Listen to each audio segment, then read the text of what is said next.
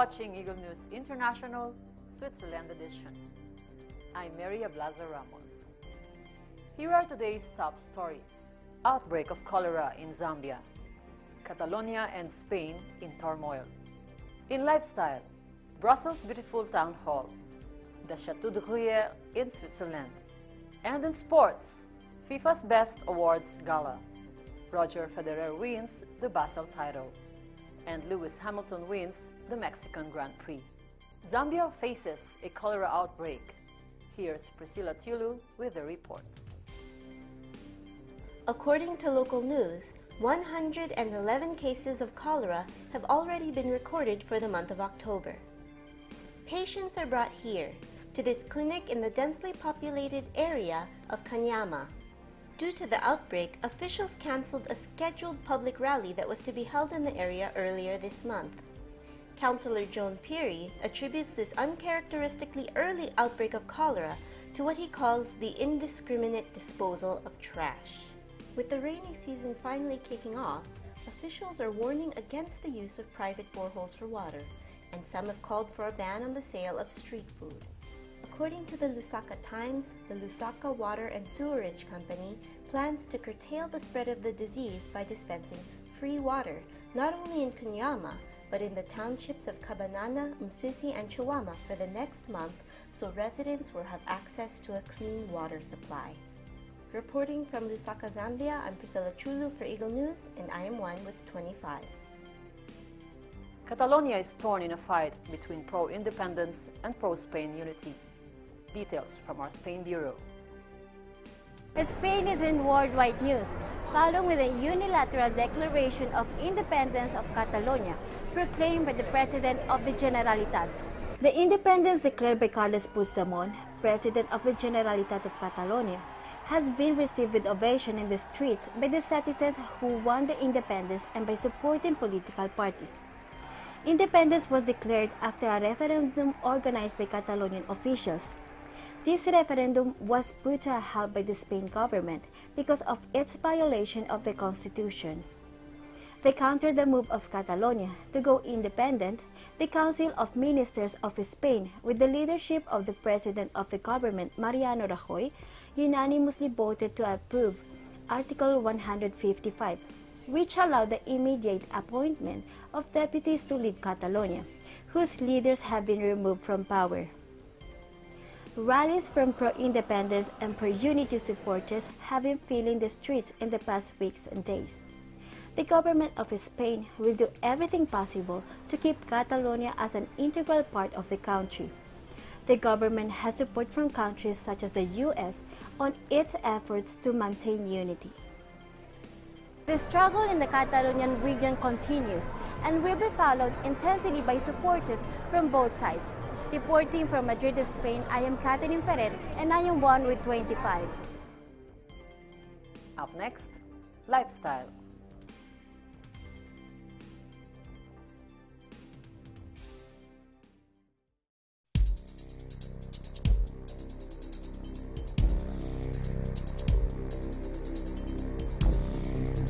Welcome to Lifestyle, with stories on what to see, learn and experience in continental Europe and Africa. On today's program, a tour of the town hall of the city of Brussels in Belgium, and a journey in time to the castle of Gruyère, Switzerland. In the middle of the Grand Place in Brussels, the city's town hall stands tall. To know about some of its architectural details and history, here's Maria Nestle Dawson from our Benelux Bureau. Greetings everyone, I'm Maria Nestle Dawson, and I'm currently standing here in front of the town hall of La Grand Place in Brussels, Belgium, a historical building that is a must-see whenever you're visiting the small but yet beautiful Brussels, Belgium. Among the many buildings here in the main square, the town hall, which was built in the 15th century, is the oldest one standing. The first thing you might notice is of course the tower itself. With a height of 96 meters high, the tower is to be seen in various places around the city of Brussels. Want to know something interesting about this building? Look closely at the town hall. Do you see it? Did you notice that the building isn't symmetrical? the left wing is longer than the right wing. Why is that, you may ask? Well, the construction of the building was finished in 1420, under the supervision of architect Jacob Plantanen.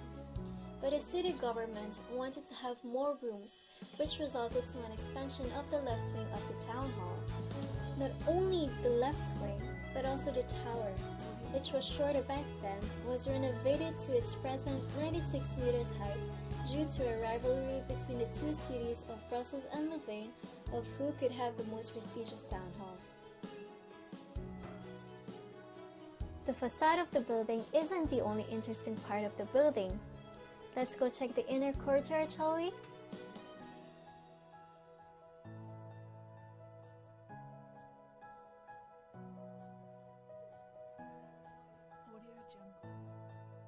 The history of how this building was built isn't the only interesting part of this town hall. This building has many more stories to tell. Do you want to know more about it? Then don't hesitate to come and visit the town hall whenever you are in Brussels, Belgium. I am Marianne Nesty-Dawson for Eagle News, and I am 1 with 25. When in Gruyère, Switzerland, there's more than just a cheese factory and landscape. If you wish to travel in time, you wouldn't want to miss this. Let's visit the Castle de Gruyère with Hannah-Sophia Tanguihan from our Gstaad team. Hello guys, welcome to Château de Gruyère. Ready to see one of the finest heritage sites here in Switzerland? Let's check it out.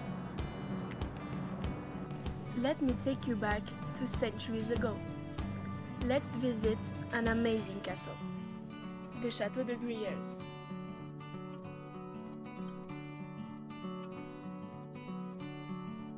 Château de Gruyère, on top of a hill of the famous village of Gruyère, in the canton of Fribourg, is a great testimony of several centuries of architecture, art and history. Do you imagine yourself living way back in the 13th, 15th or 18th century? Well, here's your chance! The castle was constructed in the 13th century. Initially owned by counts, it then became the property of bailiffs of Fribourg and then the Bovy and Bylands family. In 1938, the castle was made into a museum for the public to enjoy. Even until now, the castle still shines. Its well-conserved interior, imposing fortress and beautiful garden continue to mesmerize and attract locals and tourists. The castle remains a strong witness to the region's rich history. Plus, since the castle is in such a picturesque setting, no one can regret visiting it. That's the history of the Château de Gruyère's history.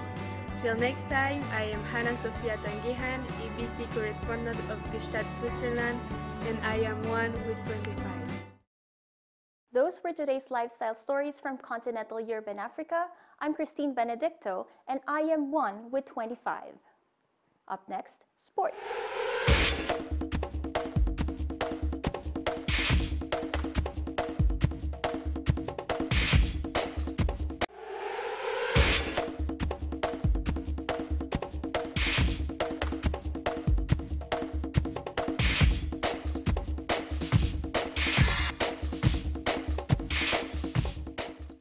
Hi, I'm Henry Hippolito for our sports news. In tennis, Roger Federer defeated Juan Martín del Potro to win the Swiss indoors tournament in Basel. The 36-year-old Swiss won in 3 sets, 6-7, 6-4, 6-3. Del Potro defeated Federer in the Basel final in 2012 and in 2013, but after taking the first set, the 29-year-old Argentine dropped the final 2 sets and could not make it 3 victories over Federer in this tournament. With the win, Federer has won the title in Basel 8 times in his career. In F1 news, Lewis Hamilton wins the F1 title at the Mexican Grand Prix. Lewis Hamilton finished in 9th place, but the result was enough to clinch the F1 title for the British driver. It is the 4th F1 championship for Hamilton. The race was won by Max Verstappen of Red Bull. Hamilton's Mercedes teammate Valtteri Bottas finished in 2nd place.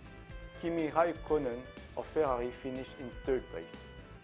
After clinching the championship, Hamilton joins a group of only 5 drivers in the history of F1 with 4 or more titles. In football, let's hear from our Italy bureau about FIFA's Best Awards Gala. Cristiano Ronaldo has been crowded for the 2nd consecutive year as the best soccer player in the world at FIFA's The Best Awards Gala on Monday, October 23rd. Barcelona's Argentina forward Lionel Messi was won the Ballon d'Or 5 times, and Paris Saint-Germain's Brazil forward Neymar are runners-up for the award voted by national team coaches and captains, plus the media and fans. The Best FIFA Men's Player Award and the Ballon d'Or, which is voted for only by the media, are now separate awards.